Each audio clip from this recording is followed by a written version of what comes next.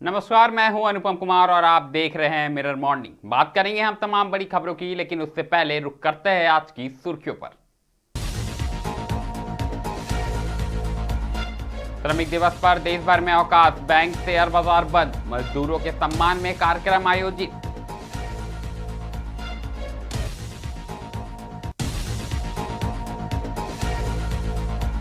हजारीबाग में triple murder से हड़कंप, अल्पसंख्यक आयोग की टीम ने परिवार से की मुलाकात, जल्द मामले में खुलासे का भरोसा।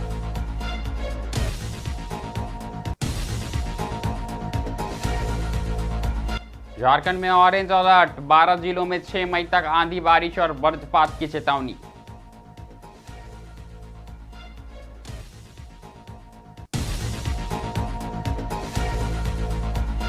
नई व्यवस्था की शुरुआत, 1 मई से बदले कई अहम नियम, आम लोगों पर पड़ेगा सीधा असर।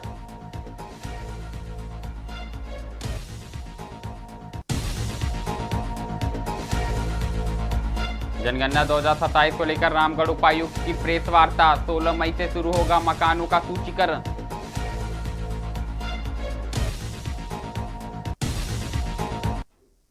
अब खबरें विस्तार से। सबसे पहले बात हम आज करेंगे श्रमिक दिवस की। आपको बता दें कि पूरे देश भर में श्रमिकों के सम्मान और उनके अधिकारों की पहचान के रूप में अंतर्राष्ट्रीय श्रमिक दिवस मनाया जा रहा है। इस अवसर पर विभिन्न संगठनों द्वारा कार्यक्रम, रैलियां और जागरूकता अभियान आयोजित किए जा रहे, जिनमें मजदूरों के योगदान को सराहा जा रहा है। इसी दिन महाराज दिवस और बुद्ध पूर्णिमा के चलते देश के कई हिस्सों में सार्वजनिक अवकाश घोषित किया गया है। इसके कारण बैंकिंग सेवाएं, सरकारी दफ्तर और अन्य सार्वजनिक संस्थानें भी बंद है। वित्तीय बाजार पर भी इसका सीधा असर देखने को मिला, जहां बॉम्बे स्टॉक एक्सचेंज और नेशनल स्टॉक एक्सचेंज में आज कारोबार पूरी तरह ठप रहा। इस मौके पर श्रमिक संगठनों ने बेहतर वेतन, सुरक्षित कार्यस्थल और सामाजिक सुरक्षा की मांगों को लेकर अपनी आवाज भी बुलंद किए। वहीं विभिन्न राज्यों में सांस्कृतिक और सामाजिक कार्यक्रमों का आयोजन कर इस दिन को खास बनाया जा रहा है।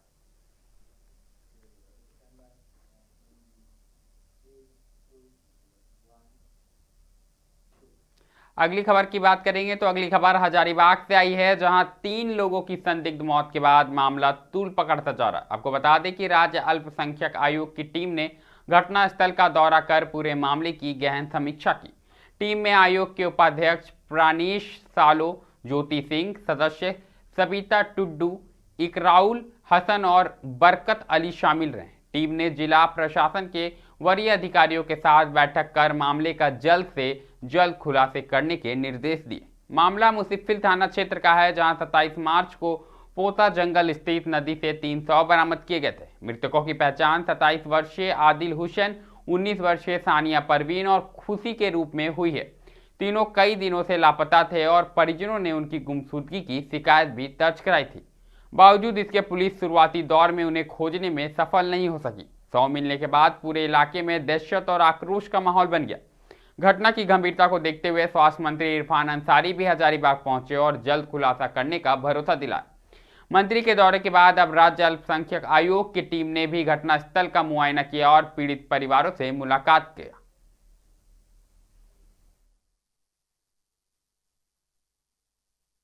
प्रथम दृष्टया में जो अपने स्थल वेरिफिकेशन किया है, अभी जो हम लोगों ने निरीक्षण किया और हमारी टीम जो गई प्रशासन के साथ में, तो हम लोगों ने कई अभी नए डायरेक्शन भी दिए हैं कि और भी जांच का दायरा बढ़ाया जाए, ताकि जो लोग भी संलिप्त हो उस पर जो है कार्रवाई हो सके।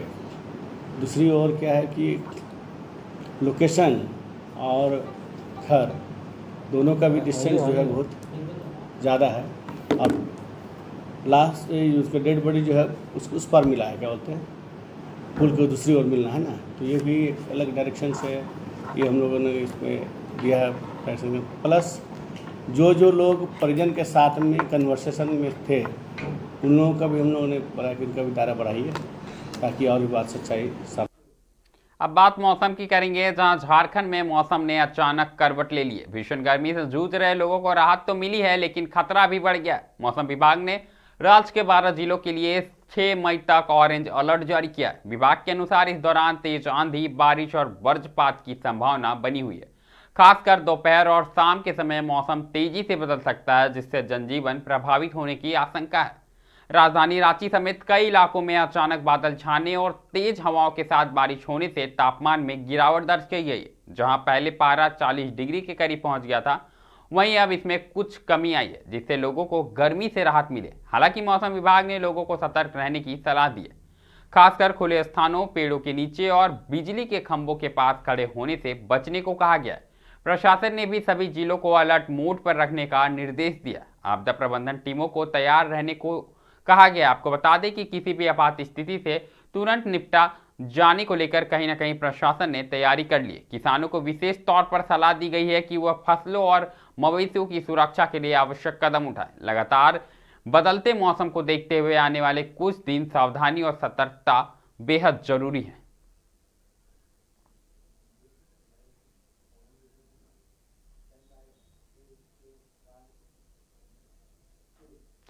अगली खबर हम बात करेंगे उस खबर के बारे में, आपको जानकारी दे दें कि वह खबर नियमों के बारे में। जी हां, आज 1 मई से देश में कई महत्वपूर्ण नियमों में बदलाव लागू हो गए। आपको बता दें कि जिनका असर अब सीधे आम नागरिकों की रोजमर्रा की जिंदगी पर पड़ेगा। सरकार और संबंधित संस्थाओं द्वारा किए गए इन बदलावों का उद्देश्य पारदर्शिता बढ़ाना, उपभोक्ताओं की सुरक्षा सुनिश्चित करना और डिजिटल व्यवस्था को मजबूत बनाना है। सबसे बड़ा बदलाव एलपीजी गैस बुकिंग को लेकर किया गया है। अब गैस सिलेंडर बुक कराने के लिए सख्त मानक लागू कर दिए गए हैं। उपभोक्ताओं को केवाईसी और सत्यापन प्रक्रिया को पूरा करना अनिवार्य होगा, जिससे फर्जी कनेक्शन और अनियमितताओं पर रोक लगाई जा सके। वहीं क्रेडिट कार्ड उपयोग करने वालों के लिए भी नई व्यवस्था लागू हो गई है। अब बिलिंग साइकिलिंग में बदलाव किया गया, जिससे ग्राहकों को भुगतान की तिथि और ब्याज गणना को लेकर अधिक स्पष्टता मिलेगी। इससे अनावश्यक शुल्क से बचने से भी मदद मिलेगी। इसके अलावा ऑनलाइन गेमिंग सेक्टर में भी बड़ा कदम उठाया गया। Online gaming authority of India के नए रोल आउट के तहत अब क्षेत्र में कड़े नियम लागू होंगे। इसका उद्देश्य अवैध गतिविधियों पर नियंत्रण, युवाओं की सुरक्षा और जिम्मेदार गेमिंग को बढ़ावा देना है। इन सभी बदलावों से जहां एक और व्यवस्था में सुधार की उम्मीद है, वहीं आम लोगों को भी नए नियमों के प्रति जागरूक रहना जरूरी होगा, ताकि वह किसी भी परेशानी से बच सके।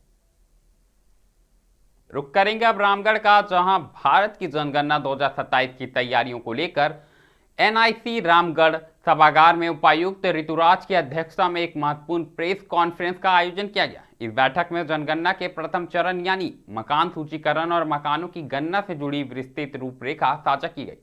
उपायुक्त ने बताया कि इस बार की जनगणना पूरी तरह डिजिटल होगी। इसके सुचारू संचालन के लिए जिले में त्रिस्तरीय प्रशिक्षण ढांचा तैयार किया गया, जिसको लेकर राज्य और जिला स्तर के मास्टर ट्रेनरों के बाद अब प्रखंड स्तर पर ट्रेनिंग दी जा रही है।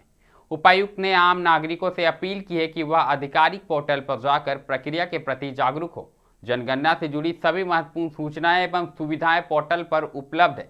इसके साथ ही उन्होंने कहा कि जनगणना राष्ट्र के विकास की नींव है, इसलिए सभी अपनी सक्रिय सहभागिता सुनिश्चित करें। इस मौके पर मुख्य रूप से समाहर्ता कुमारी गीतांजलि और जिला खेल पदाधिकारी सुजीत कुमार उपस्थित रहे। इसमें खास करके सबसे पहले हम लोगों ने राज्य लेवल पे जो हमारे ट्रेनर्स थे उनको हम लोगों ने डिस्ट्रिक्ट लेवल मास्टर ट्रेनर्स बनाया। डिस्ट्रिक्ट लेवल मास्टर ट्रेनर के माध्यम से हम लोगों ने जिला लेवल के मास्टर ट्रेनर्स को तैयार किया। जिला लेवल के मास्टर ट्रेनर्स अभी हमारे प्रखंडों में ट्रेनिंग दे रहे हैं। हमारे यहाँ पे कुल जो 8 चार्ज ऑफिसर्स हैं जो हमारे विभिन्न ग्रामीण और शहरी क्षेत्रों में कार्य करेंगे। इसके लिए हमारे लगभग 1800 इनोमिनेटर और 284 सुपरवाइजर्स को लगाया गया है। अगर दोनों जोड़ा जाए तो लगभग 2000 हमारे कर्मी पूरी जनगणना के कार्य में करेंगे। इस बार का जनगणना जो होगा डिजिटल माध्यम से किया जाएगा, इसलिए एप्लीकेशन पे भी प्रॉपर ट्रेनिंग दी जा रही है। सेल्फ इन्यूमरेशन का जो प्रक्रिया है वो 1 मई से 15 मई के तक होगा, जिसमें जो व्यक्ति हैं अपने से स्वयं से उस एप्लीकेशन में जाकर अपनी जनगणना के जो आंकड़े हैं उसको भर सकते हैं। ये सेल्फ इन्यूमरेशन का पार्ट कहलाएगा। और इसके बाद जो हाउस लिस्टिंग है, घरों की जो संख्या का काउंटिंग शुरू होगा, वो फर्स्ट फेज हमारा 16 मई से शुरू होगा, 16 मई 2026 से, और यह 14 जून 2026 तक चलेगा। इसके पश्चात जो हमारी द्वितीय चरण होगी वो जनगणना की जनसंख्या की गणना होगी, वह 9 फरवरी 2027 से लेकर के 28 फरवरी। अब बात करेंगे हम हजारीबाग में हुए पत्रकार पर हमले की बात को लेकर। जी हां, केंद्रीय मंत्री और बेगूसराय के सांसद गिरिराज सिंह ने हजारीबाग में पत्रकार पर हुए हमले को लेकर झारखंड सरकार पर तीखा हमला बोला। उन्होंने इस घटना को सीधे तौर पर लोकतंत्र के चौथे स्तंभ पर प्रहार बताते हुए इसकी कड़ी निंदा की। उन्होंने साफ लहजों में कहा है कि किसी भी सभ्य समाज और लोकतंत्र में पत्रकारों पर हिंसा को स्वीकार नहीं किया जा सकता। गिरिराज सिंह ने कहा कि झारखंड में पत्रकारों की सुरक्षा भगवान भरोसे है। उन्होंने राज्य सरकार से मांग की है कि इस मामले में संलिप्त दोषियों को अविलंब गिरफ्तार कर उनके खिलाफ सख्त कार्रवाई की जाए। उन्होंने जोर देकर कहा कि स्वतंत्र पत्रकारिता की सुरक्षा सुनिश्चित करना सरकार की प्राथमिक जिम्मेदारी है। उन्होंने झारखंड की कानून व्यवस्था को पूरी तरह ध्वस्त करार दिया है। साथ ही उन्होंने कहा कि जिस राज्य में पत्रकार सुरक्षित नहीं है, वहां आम जनता की सुरक्षा की कल्पना करना भी मुश्किल है।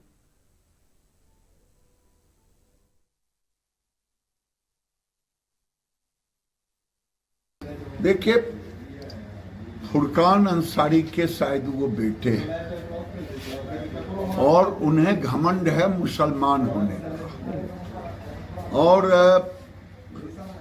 वहाँ के मुख्यमंत्री मुसलमान और क्रिश्चियन के हाथ गुलाम हो गए और झारखंड के अंदर बांग्लादेशी, मुसलमान और क्रिश्चियन मिलकर के बंगाल को ग्रैब कर लिया है। इसी कारण फुरकान अंसारी के लड़के ने जिस ढंग से पत्रकारों के साथ पीटने का, बदतमीजी करने का काम किया है, ये दुर्भाग्यपूर्ण ही नहीं। रुख देवघर का करेंगे, जहां उपायुक्त शशि प्रकाश सिंह सदर अस्पताल का औचक निरीक्षण करने पहुंचे, जहां उन्होंने अस्पताल की व्यवस्थाओं का गहन से जायजा लिया। निरीक्षण के दौरान डीसी ने male ward, emergency ward, operation theatre समेत अन्य सभी वार्डों का बारीकी से निरीक्षण किया। अस्पताल परिसर में घूम घूमकर उन्होंने साफ सफाई, मरीजों को मिल रही सुविधाएं, दवाइयों की उपलब्धता और स्वास्थ्य सेवाओं की मौजूदा स्थिति का आकलन किया। इस दौरान कई कमियां भी सामने आई, जिन पर उपायुक्त ने तुरंत संज्ञान लेते हुए संबंधित अधिकारियों और कर्मचारियों को आवश्यक निर्देश दिए। उपायुक्त ने स्पष्ट कहा कि जिन बिंदुओं पर खामियां दर्ज की गई हैं, उन्हें प्राथमिकता के आधार पर जल्द से जल्द दूर किया जाए, ताकि मरीजों को बेहतर इलाज और सुविधाएं सुनिश्चित की जा सके।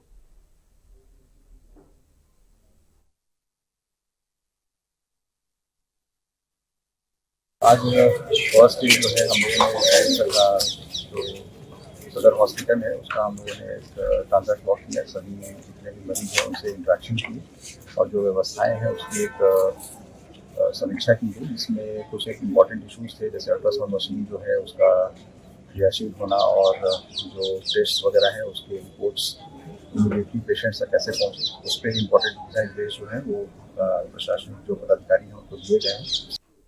बात जामताड़ा जिला की करेंगे, जहां नाला प्रखंड में आदिवासी संस्कृति और परंपराओं को नया जीवन देने की दिशा में एक महत्वपूर्ण कदम उठाया गया। दरअसल नाला प्रखंड परिसर में कल्याण विभाग के सौजन्य से आयोजित एक भव्य कार्यक्रम में प्रखंड की सभी 23 पंचायतों के आदिवासी सांस्कृतिक एवं कला केंद्रों तथा धूमकुड़िया भवनों के लिए पारंपरिक वाद्य यंत्रों का वितरण किया गया। कार्यक्रम का विधिवत उद्घाटन मुख्य अतिथि झारखंड विधानसभा अध्यक्ष सह नाला विधायक रविंद्रनाथ महतो ने किया। सभा को संबोधित करते हुए विधानसभा अध्यक्ष रविंद्रनाथ महतो ने कहा कि झारखंड की जनजातीय संस्कृति सिर्फ एक पहचान नहीं, बल्कि प्राकृतिक और लोक आस्था की एक अनमोल धरोहर है। उन्होंने कहा कि राज्य सरकार का यह निर्णय हमारी सभ्यता को सुरक्षित रखने की दिशा में मील का पत्थर साबित होगा। धूमकुड़िया भवनों में इन वाद्य यंत्रों की मौजूदगी से नई पीढ़ी अपने जड़ों और विरासत से जुड़ सकेंगी।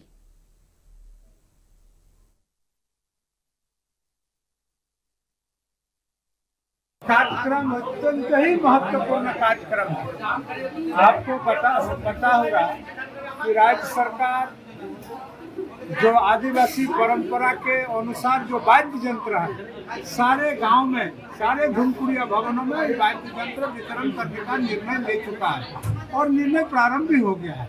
इसका मतलब यह है कि जब आदमी के मन में सुख, शांति, चैन आता है, जब आदमी खुश रहते हैं, जब गाना गाते हैं, बजा बजाते हैं, तो आज झारखंड आदरणीय मुख्यमंत्री हेमंत सोरेन जी के ओर से इस तरह नेतृत्व के पीछे चल करके पूरा झारखंड आज आनंद में है।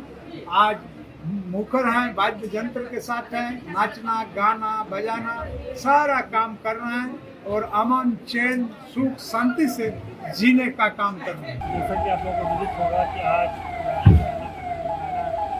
पंचायत और बहुत प्रखंड के पूरे जो पंचायत कार्यक्रम किया गया, तो मैसेज यही है कि जो हमारी पारंपरिक संस्कृति है उसको हम लोग कैसे बरकरार रखना है, कैसे सहयोग है, और जो धुमपुरिया भवन में ये वाद्य यंत्र जा रहा है ये सार्वजनिक उपयोग उसका किया जाए, और डेफिनेटली ये जो हमारा संस्कृति है उसको हम लोग कैसे संजो के रख पाएँ और कैसे अगले जनरेशन को हम लोग पास ऑन कर पाएँ।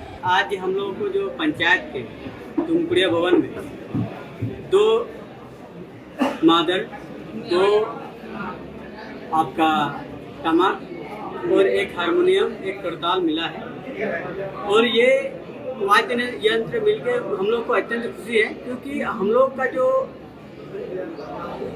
परंपरा है आए दिन हम लोग देख रहे हैं कि लोग भूलते जा रहे हैं। जो हम लोग को बजाना है वाद्य यंत्र उसको छोड़ के हम लोग डीजे की ओर भाग रहे हैं। तो हम हमारे माननीय मंत्री जी को, मुख्यमंत्री जी को और हमारे विधानसभा अध्यक्ष महोदय को, साथ में हमारे सभी ये जो पहल किए हैं सभी को मैं धन्यवाद देना चाहूँगा कि एक जो आदिवासी रीति रिवाज को आप लोगों ने बहुत ही बढ़ावा दिया है, जिससे हम लोग जो डीजे की ओर जा रहे थे इससे हम लोग और वापस से अपना संस्कृति की ओर मादर को बजाएंगे।